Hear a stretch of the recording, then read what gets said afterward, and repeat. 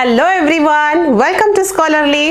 विद्यार्थी मित्रांनो, स्कॉलरली मध्ये तुमचं परत एकदा स्वागत. आज आपण जो विषय घेतोय विषय आहे गणित. इयत्ता 5वीच्या गणितातील विभाग दुसरा यामधलं पहिलं प्रकरण आपण आज पाहणार आहोत. त्याचं नाव आहे विभाज्य आणि विभाजक. तर या प्रकरणामध्ये आपण काय काय बघणार आहोत?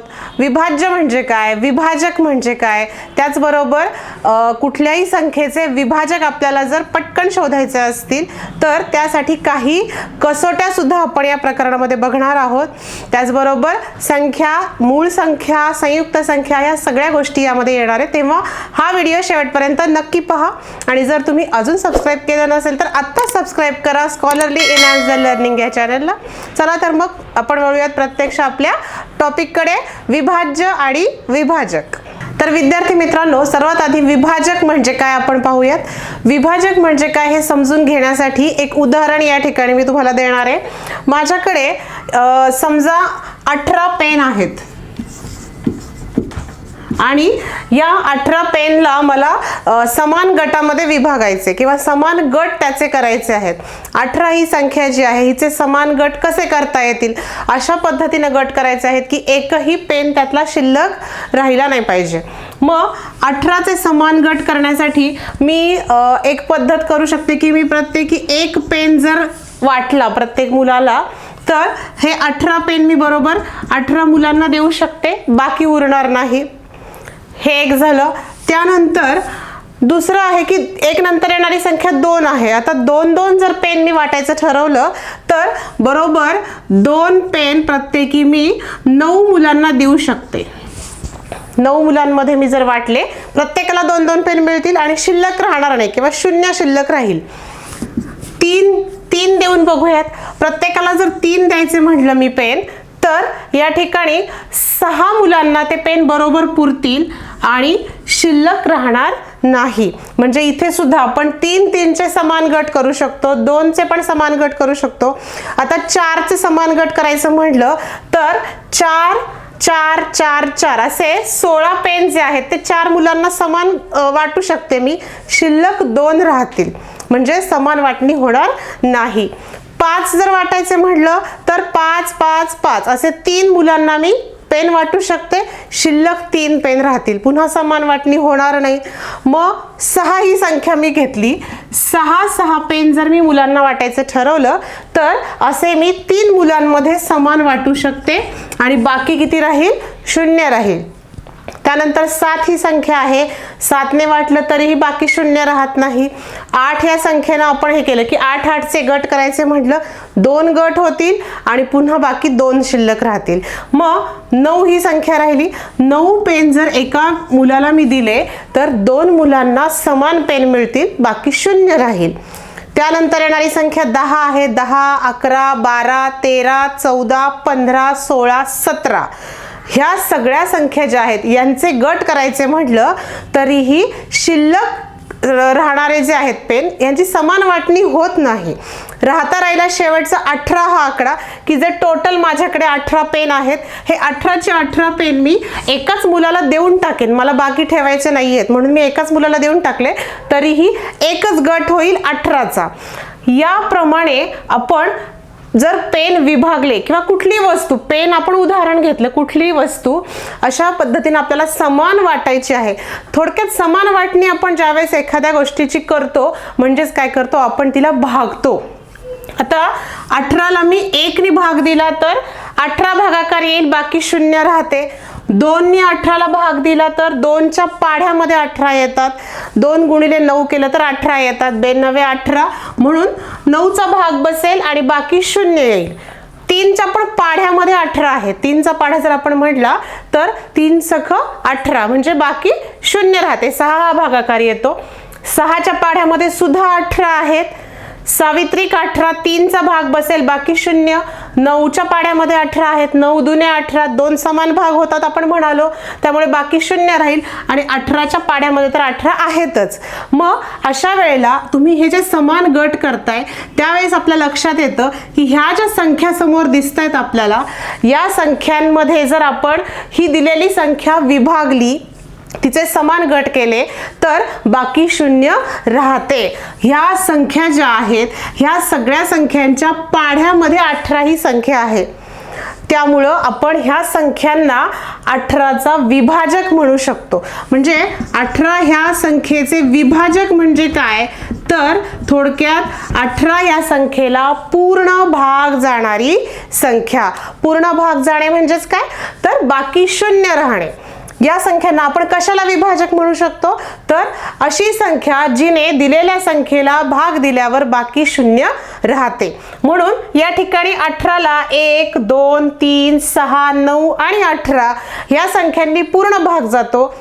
म्हणून आपण ह्या सगळ्या संख्यांना काय म्हणू शकतो, 18चे विभाजक असं म्हणू शकतो. याच पद्धतीनं आपण अनेक संख्यांचे, जवळजवळ सगळ्या संख्यांचे विभाजक शोधू शकतो. त्यामध्ये फक्त आपल्याला करायचं काय आहे, कोणत्या संख्यांनी ह्या संख्यांना पूर्ण भाग जातो ही गोष्ट लक्षात घ्यायची आहे. त्यावरून आपण त्या संख्यांचे विभाजक ठरवू शकतो. यानंतर आपल्याला पाहायचं आहे विभाज्य म्हणजे काय. विभाज्य ज्याला मल्टिपल असं म्हणतात. विभाज्य म्हणजे काय हे पाहत असताना आपण सुरुवातीला भाज्य म्हणजे काय हे एकदा काय करूयात, रिकॉल करूयात, आठवूयात एकदा भाज्य. कारण हे शब्द आपण या आधीच्या इयत्तांमध्ये पाहिलेले आहेत. भाज्य आहे, भाजक आहे, भागाकार आहे आणि बाकी. हे चारही शब्द ज्या वेळेला आपण संख्यांवरील मूलभूत क्रिया शिकत होतो, भागाकार ही क्रिया शिकत असताना आपण ह्या चारही गोष्टींशी चांगल्या पद्धतीने परिचय करून घेतलेला आहे. हे का पाहायचं, तर भाज्य म्हणजे काय हे एकदा आठवलं की आपल्याला विभाज्याकडे जाणं सोपं होईल. भाज्य कशाला म्हणतो आपण, ज्या वेळेला दोन संख्यांचा भागाकार आपण करत असतो. उदाहरणार्थ आपण मगाशीची संख्या घेऊ, 18 ही संख्या जर मी घेतली, 18 भागिले 2 आपण इथे जर केलं, या भागाकाराचं उत्तर आपल्याला माहिती आहे. 2 ने 18ला भाग दिल्यानंतर भागाकार किती येतो, भागाकार 9 येतो आणि बाकी 0 राहते. हा साधासा भागाकार आहे. अगदी पहिली दुसरीच्या तिसरी चौथीच्या मुलांना सुद्धा येईल. पण इथे हे घेण्याचं कारण काय, तर भागाकार आणि बाकी हे आपल्याला चांगलं लक्षात असतं. पण भाज्य आणि भाजक ह्या दोन शब्दांमध्ये मात्र आपला सारखा गोंधळ होतो. भाज्य कशाला म्हणायचं, ज्या संख्येला आपल्याला भागायचं आहे, ज्या संख्येवर आपण भागाकाराची क्रिया करतो त्या संख्येला आपण भाज्य असं म्हणतो. ज्या संख्येनं आपण भाग देतो त्या संख्येला आपण भाजक असं म्हणतो. आता भाज्य आणि भाजक हे लक्षात आल्यानंतर विभाज्याकडे आपण जाऊयात. मग विभाज्य कशाला म्हणायचं, तर याच उदाहरणामध्ये लक्षात येईल तुमच्या, ज्या वेळेला मी या भाजकानं ह्या भाज्याला भाग दिलेला आहे, या संख्येला आपण ह्यानं भाग दिल्यानंतर पूर्ण भाग गेलाय आणि बाकी 0 राहिलेली आहे.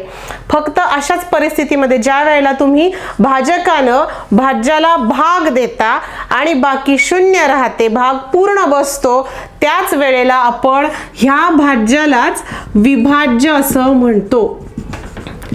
ज्या वेळेला भागाकारामध्ये पूर्ण भाग जातो आणि बाकी 0 राहते, त्याच वेळेला फक्त त्यामध्ये असणारं जे भाज्य आहे, जिला तुम्ही भाग दिलेला आहे, त्या संख्येला आपण विभाज्य असं म्हणतो. अगदी सोपं आहे. भाग देत असताना बाकी 0 आले असेल तर जिला भाग दिलेला आहे ती संख्या म्हणजे विभाज्य ठरते. जिनं भाग दिलेला आहे त्या संख्येसाठी ही संख्या विभाज्य. म्हणजेच 18 ही संख्या 2 न विभाज्य आहे. आता आपण मगाशी पाहिलं होतं 18चे समान भाग करताना 2 पण होतील, 3 पण होतील, 6 पण होतील भाग. याचाच अर्थ 18 ही संख्या जी आहे ती 2, 3, 6, 9 आणि 18 या सर्वांनी विभाज्य आहे. ह्या सर्व संख्यांचा 18 हा विभाज्य आहे किंवा मल्टिपल आहे. कारण ह्या सगळ्या संख्यांनी 18ला पूर्ण भाग जातो, म्हणून 18 या सगळ्यांचा विभाज्य आहे, सगळ्यांची विभाज्य संख्या आहे. तर हे झालं विभाज्य. आधी आपण पाहिलं होतं विभाजक. आता विभाज्य आणि विभाजक हे आपल्या लक्षात आलेलं आहे. यानंतर कुठल्या संख्येला कशाने पूर्ण भाग जाईल हे आपल्याला शोधून काढण्यासाठी प्रत्येक वेळेला भागाकार करण्याची गरज नाहीये. कारण की कधी कधी असं होतं, संख्या छोटी असेल तर आपण पटकन सांगतो कुठल्या पाड्यात आहे किंवा ह्या पाड्यामध्ये ही संख्या आहे की नाही. परंतु ज्या वेळेला मोठ्या संख्या आपल्या समोर येतात त्यावेळेला भागाकार करत बसणं प्रत्येक वेळेला सोयीस्कर नसतं. प्रत्येक वेळी संख्या पाहिल्याबरोबर निरीक्षणानं सुद्धा आपण त्या संख्या कुठल्या संख्येनं विभाज्य आहेत किंवा कशाने त्याला भाग जाईल, त्याचे विभाजक आपण निरीक्षणाने सुद्धा काढू शकतो. त्यासाठी आपल्याकडे काही कसोट्या आहेत, ज्या कसोट्यांच्या आधारे आपण ठरवू शकतो की ही संख्या या संख्येने विभाज्य आहे किंवा नाही. यावर्षी विद्यार्थी मित्रांनो तुम्हाला अभ्यासासाठी फक्त 3च कसोट्या दिलेल्या आहेत. त्या कसोट्या आपण आता पाहणार आहोत. त्यामध्ये 2ची कसोटी आहे, 2, 5 आणि 10 अशा 3 संख्यांच्या कसोट्या आपल्याला यावर्षी अभ्यासासाठी आहेत. चला तर मग पाहूयात या कसोट्या कसं ओळखायचं. संख्या पाहूनच फक्त की ही संख्या 2 ने विभाज्य आहे, 5 ने विभाज्य आहे की 10 ने विभाज्य आहे. विद्यार्थी मित्रांनो, विभाज्यतेच्या कसोट्यांमध्ये सगळ्यात पहिली कसोटी जी आहे ती आहे 2ची कसोटी. 2ची कसोटी म्हणजे काय, तर आपल्याला कुठल्याही संख्येला पाहिल्याबरोबर हे कळेल का की त्या संख्येला 2 ने भाग जातो की नाही. आता 2 ही संख्या जी आहे ती आपल्याला माहिती आहे समसंख्या आहे.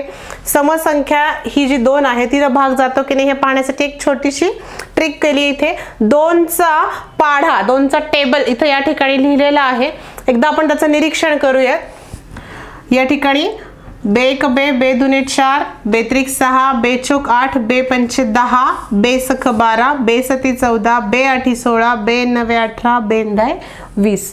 2चा टेबल आहे. फक्त करायचे काय आपल्याला, त्यांच्या एकक स्थानी कोणत्या संख्या आहेत याचं एकदा आपण निरीक्षण करूयात. आपल्या लक्षात येईल एक ठराविक पॅटर्न सगळीकडे रिपीट झालेला दिसेल. आता पहिल्यापासून जर बघितलं या ठिकाणी 2 4 6 8 इथपर्यंत ठीक आहे. खालच्या संख्यांमध्ये पण आपण एकक स्थानचा अंक बघूयात. 0, पुन्हा 2, पुन्हा 4, 6, 8 आणि पुन्हा 0. याचा अर्थ या ठिकाणी 0 2 4 6 आणि 8 ह्या संख्या रिपीट झालेल्या आहेत. तर रिपीट झालेला हा संख्यांचा पॅटर्न जो आहे त्याच्यावरून आपण 2ची विभाज्यतेची कसोटी आपण अशा पद्धतीने तयार करू शकतो की ज्या संख्यांच्या एकक स्थानी 0 2 4 6 8 यापैकी कोणताही एक अंक असेल त्या संख्येला 2 या संख्येनं पूर्ण भाग जातो. अगदी साधी सोपी कसोटी आहे. काय म्हणू शकतो आपण, ज्या संख्येच्या एकक स्थानी 0 2 4 6 8 यापैकी कोणताही एक अंक असेल त्या संपूर्ण संख्येला 2 ने निशेष भाग जातो. निशेष म्हणजे 2 ने भाग दिल्यानंतर बाकी 0 राहते. निशेष भाग जातो. परत एकदा रिपीट करूया.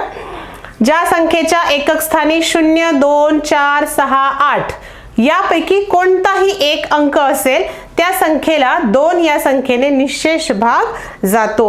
ही कसोटी एकदा आपण लक्षात ठेवली की आपल्या समोर 3 अंकी 4 अंकी 5 अंकी 6 अंकी किंवा कितीही मोठी संख्या येऊ देत, आपल्याला फक्त निरीक्षण कशाचं करायचं आहे, एकक स्थानचं निरीक्षण करायचं आहे. एकक स्थानी या 5 पैकी कुठला अंक असेल तर आपण डोळे झाकून ती संख्या 2 न विभाज्य आहे असं म्हणू शकतो. ही झाली 2ची विभाज्यतेची कसोटी.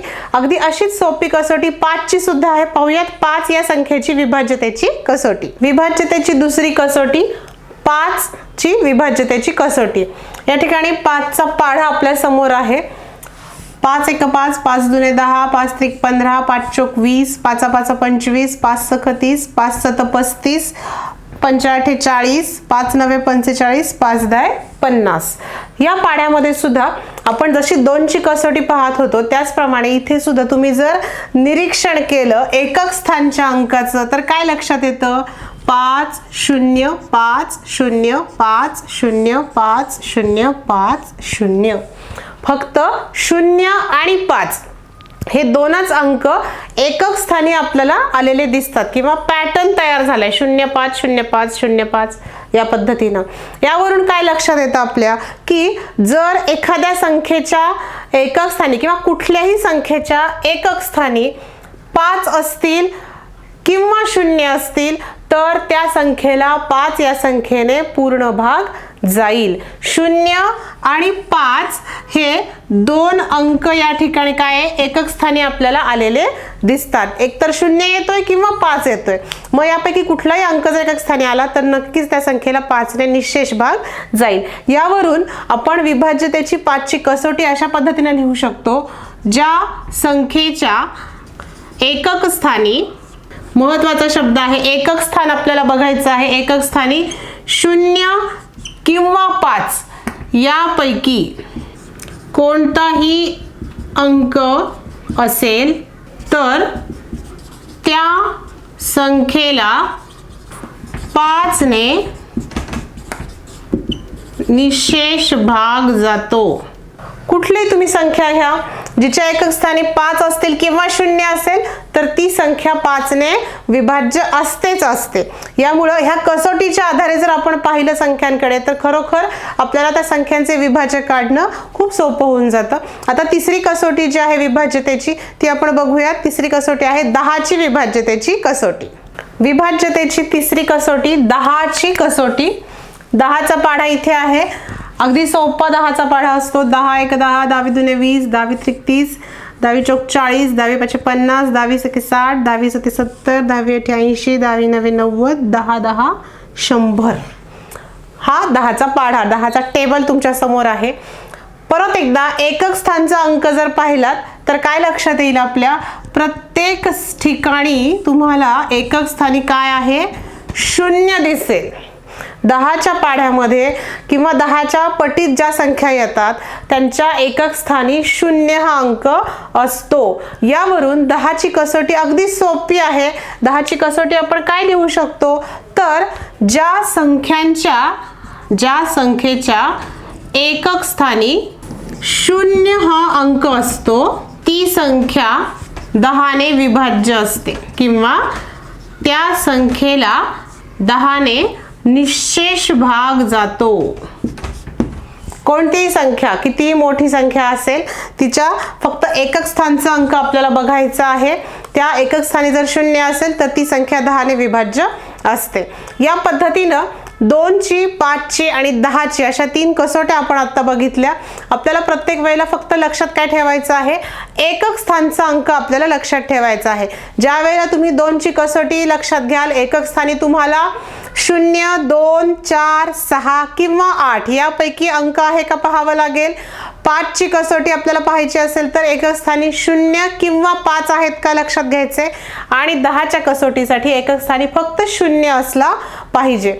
या पद्धतीनं आपण वेगवेगळ्या संख्यांचं निरीक्षण करून त्या संख्यांचे विभाजक 2, 5 आणि 10 यापैकी आहेत का हे आपण ठरवू शकतो. विद्यार्थी मित्रांनो, विभाज्य, विभाजक आणि विभाज्यतेच्या कसोट्या आपण पाहिल्या. यावरून आता आपल्याला संख्या शिकायच्या आहेत की मूळ संख्या, संयुक्त संख्या म्हणजे काय. डायरेक्ट शिकण्याआधी काही संख्यांची उदाहरणं मी तुम्हाला या ठिकाणी देणार आहे. आता इथे मी संख्या लिहिते पहा, 2 3 4 5 8 या संख्यांचे आपण विभाजक बघूयात. विभाजक म्हणजे काय तुम्हाला सांगितलेलं आहे की ह्या संख्यांना भाग जाणाऱ्या संख्या आपण बघूयात. उदाहरणार्थ 2 ही संख्या जी आहे, 2 या संख्येला कशाने भाग जाईल, तर 1 ने भाग जाऊ शकतो आणि 2 ने भाग जाऊ शकतो. 3 या संख्येला 1 ने भाग जाऊ शकतो, 3 हे 3 च्या पाढ्यात आहेत म्हणून 3 ने भाग जाऊ शकतो. 4 ही संख्या बघा 1 ने जाणार आहे. 1 ही संख्या अशी आहे की ती सगळ्यांना आपण तिने भागू शकतो, भागाकार तीच संख्या येते, मूळ जी आहे ती संख्या. तर इथे 1 ने भाग जाईल. 4 ही संख्या 2 च्या पाढ्यात सुद्धा आहे म्हणून 2 सुद्धा हिचा विभाजक असेल आणि स्वतः 4. त्यानंतर 5 ही संख्या बघा 1 ने भाग जाणारी आहे, 5 ने भाग जाणारी आहे. 8 ही संख्या 1 ने भाग जातो, ती 2 च्या पाढ्यातही आहे, 4 च्या पाढ्यातही आहे आणि 8 च्या पाढ्यातही आहे. आता हा चार्ट लिहिण्याचं कारण काय आहे, तर आपण काय केलं, यांचे विभाजक लिहिले. आपल्या असं लक्षात येते की यामध्ये सुद्धा काही अशा संख्या आहेत ज्यांना 1 आणि ती संख्या स्वतः फक्त यांनीच भाग जातोय किंवा ते दोनच विभाजक आहेत, एक तर एक आहे विभाजक की जो सगळ्या संख्यांचा असतो, पण दुसरा जो विभाजक आहे एक सोडून दुसरा विभाजक ती संख्या स्वतःच आहे स्वतःचा. मग अशा परिस्थितीमध्ये ज्या वेळेला एखाद्या संख्येचे विभाजक एक आणि ती संख्या असेच असतात किंवा हे दोनच असतात, त्यावेळेला आपण त्या संख्यांना मूळ संख्या असं म्हणतो. ज्या वेळेला संख्येचे विभाजक एक आणि ती संख्या स्वतः असे असतात. आता ह्या चार्टमध्ये जर पाहाल तुम्ही तर आपल्या लक्षात येईल 2 ही संख्या अशी आहे जिचे विभाजक 1 आणि 2 आहेत, 3चे 1 आणि 3 आहेत आणि 5चे 1 आणि 5 आहेत. असे दोनच विभाजक आहेत. त्या संख्यांना आपण मूळ संख्या असं म्हणतो. मूळ संख्या म्हणजे काय तर ज्या संख्येचे विभाजक 1 आणि ती संख्या स्वतः असते त्या संख्येला आपण मूळ संख्या असं म्हणतो. ज्या संख्येचे विभाजक 1 आणि ती संख्या स्वतः असते तिला आपण मूळ संख्या असे म्हणतो. हा झाला एक भाग. मूळ संख्येलाच इंग्लिशमध्ये प्राईम नंबर्स असं म्हणतात. त्यानंतर दुसरा प्रकार जो आहे संयुक्त संख्या. मग इथे 2 ही मूळ संख्या आहे, 3 ही मूळ संख्या आहे आणि 5 ही मूळ संख्या आहे. राहिला प्रश्न 4 आणि 8 या संख्यांचा. तर या ठिकाणी तुमच्या लक्षात येईल 4 आणि 8 या दोन्ही संख्यांमध्ये 1 आणि ती संख्या सोडून आणखी काही विभाजक आहेत. याचा अर्थ ह्या संख्या स्वतःच्या पाढ्या व्यतिरिक्त आणखी कुठल्या तरी पाढ्यामध्ये येतात. जसं की 4 हे 2च्या पाढ्यात येतात, 8 हे 2च्या पण पाढ्यात येतात, 4च्या पण पाढ्यात येतात. तर अशा वेळेला अशा संख्या ज्यांचे अवयव किंवा विभाजक हे 2 पेक्षा जास्त आहेत, ती संख्या स्वतः तर आहेच, आणखी पण काही विभाजक असतील तर अशा संख्यांना आपण संयुक्त संख्या असे म्हणतो. जी संख्या मूळ नाही अशा संख्येला सुद्धा आपण संयुक्त संख्या असे म्हणतो. यावरून संयुक्त संख्येची व्याख्या आपण लिहूया. ज्या संख्येचे विभाजक 2 पेक्षा जास्त विभाजक असतात तिला संयुक्त संख्या असे म्हणतात. संयुक्त संख्या असे म्हणतात. आता या चार्ट मध्ये आपल्या लक्षात येईल की 4 ही संख्या संयुक्त संख्या आहे, 2 पेक्षा जास्त 3 विभाजक इथे दिसत आहेत. 8 ही संख्या सुद्धा संयुक्त संख्या आहे, 4 विभाजक तिचे आपण इथे लिहिलेले आहेत. या पद्धतीने जी संख्या मूळ नसते तिला ही संयुक्त संख्या असे म्हणतात. आता यानंतर पाहूयात आपण सहमूळ संख्या आणि जोडमूळ संख्या म्हणजे काय. यानंतर पुढचा भाग आहे सहमूळ संख्या. सहमूळ संख्या कशाला म्हणायचं त्यासाठी एक उदाहरण बघूयात. या ठिकाणी 2 संख्या लिहिते मी, त्यापैकी एक संख्या आहे 10 आणि दुसरी आहे 21. ह्या दोन्ही संख्यांचे आपण विभाजक लिहूयात. 10चे विभाजक त्यामध्ये पहिलं आहे 1, त्यानंतर 2 ने पण भाग जातो म्हणून 2, 5 आणि 10. 21 या संख्येचे विभाजक आपण बघूयात. 1, 3, 7 आणि 21 हे विभाजक आहेत. जर विभाजकांचं आपण निरीक्षण केलं तर आपल्या असं लक्षात येईल की यामध्ये सामायिक असणारा विभाजक कोणता आहे. सामायिक याचा अर्थ दोन्ही मध्ये आहे अशी संख्या. तर यामध्ये सामायिक विभाजक आपल्या लक्षात येईल फक्त आहे 1. 1 ही संख्या सामायिक विभाजक आहे, दुसरा कुठलाही विभाजक यामध्ये सारखा नाही. ज्या वेळेला 2 संख्यांच्या विभाजकांमध्ये फक्त 1 ही संख्याच फक्त सामायिक विभाजक असते त्यावेळेला आपण त्या संख्यांना एकमेकींच्या सहमूळ संख्या असे म्हणतो. आणखी दुसरं उदाहरण घेता येईल आपल्याला. या ठिकाणी 14 ही संख्या आहे आणि त्यानंतर पुढची संख्या जी आहे 25 ही संख्या. यांचे जर आपण विभाजक लिहायचे म्हटलं तर 14चे विभाजक होतील 1, 2, 7 आणि 14. 25चे विभाजक 1, 5 आणि 25. यामध्ये सुद्धा विभाजकांचं निरीक्षण केल्यानंतर सामायिक विभाजक फक्त 1 ही संख्याच आपल्याला दिसते. यावरून आपण सहमूळ संख्येची व्याख्या अशी करू शकतो. ज्या संख्यांमध्ये 1 हा एकच सामायिक विभाजक असतो. सामायिक याचा अर्थ दोन्ही मध्ये असणारा, कॉमन फॅक्टर असं आपण म्हणू शकतो. 1 हा एकच सामायिक विभाजक असतो त्या संख्या एकमेकींच्या सहमूळ संख्या असतात. तुम्ही स्वतः शोधून पहा आणखी अशा सहमूळ संख्या कोणत्या आहेत. यानंतर शेवटचा घटक आपल्या आजच्या या प्रकरणातला तो आहे जोडमूळ संख्या, जुळ्या मूळ संख्या किंवा ट्विन प्राईम नंबर्स. जोडमूळ संख्या, ट्विन प्राईम नंबर्स, जुळ्या मूळ संख्या. आता जुळ्या किंवा जोडमूळ कशाला म्हणायचं, या ठिकाणी एक जोडी बघा मी लिहिते मूळ संख्यांची. त्यामध्ये एक संख्या आहे 3 आणि 5. ह्या दोन संख्या आहेत 3 आणि 5, दोन्ही मूळ संख्या आहेत. या मूळ संख्यांमध्ये 2चा फरक आहे. 3 आणि 5 यांच्यामध्ये 2चा फरक आहे. ज्या वेळेला अशा सलग येणाऱ्या मूळ संख्या ज्यांच्यामध्ये 2चा फरक असतो अशा मूळ संख्यांना आपण एकमेकींच्या जोड मूळ संख्या किंवा जुळ्या मूळ संख्या म्हणतो.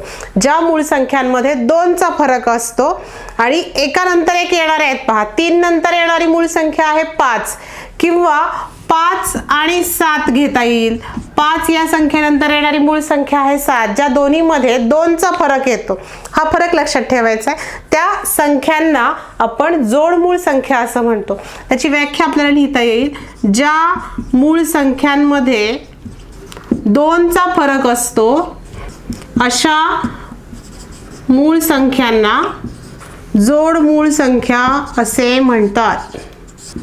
जोडमूळ संख्यांची आणखी पण उदाहरणं देता येतील आपल्याला. 3 आणि 5, 5 आणि 7, त्यानंतर 11 आणि 13 आहे, 17 आणि 19 आहे.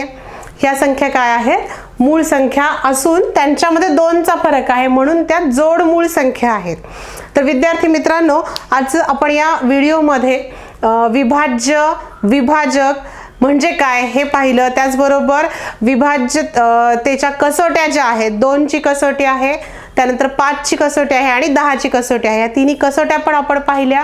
त्या कसोट्यांचा आपण उपयोग करून कुठली संख्या या 3 पैकी कशाने विभाज्य आहे हे ठरवू शकतो. त्याचबरोबर आपण काय पाहिलं, मूळ संख्या म्हणजे काय हे शिकलो, संयुक्त संख्या म्हणजे काय हे शिकलो आणि सहमूळ संख्या आणि जोडमूळ संख्या सुद्धा आपण शिकलो. तर तुम्ही याचा सराव करत राहा आणि हा व्हिडिओ तुम्हाला कसा वाटला हे आम्हाला कमेंट्स करून नक्की कळवा. आणि येणारे व्हिडिओज पाहण्यासाठी स्कॉलरली सोबत राहा. तोपर्यंत take care and bye bye.